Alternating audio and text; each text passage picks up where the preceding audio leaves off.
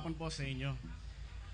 Marahil nagtatanong kayo kung anong ginagawa ng isang doktor dito sa ganitong pagtitipon. Tatanungin ko po kayo, sino po sa inyo ang minsan nang nagkasakit?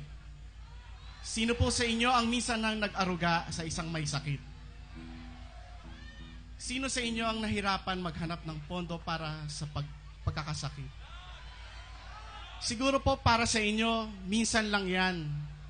Pero po para sa amin na nagtatrabaho sa aking 15 taong pagtatrabaho sa Philippine General Hospital, araw-araw na ginawa ng Diyos, yan po ang aking nararanasan. Araw-araw na ginawa ng Diyos, yan po ang aking nakikita sa aking mga pasyente. Hindi lamang po iilan o iisa ang pasyenteng nilapitan ko sa kanyang kama at tinanong ko, "Nanay, nasan po ang anak ninyo?" Ang sagot sa akin, "Dok, naghahanap pa po ng pera para sa gamot." O kaya lalapit din ako sa kama ng isang bata na may sakit, 7 taon, 8 taon. "Ineng, nasa ng nanay mo?" Naghahanap pa po ng pera pang CT scan ko po.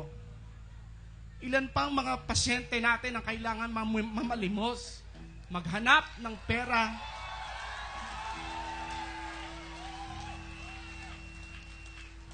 Kung kaya naman po, 15 taon na nagpasya ako na sumama sa mga aktivista na pumupunta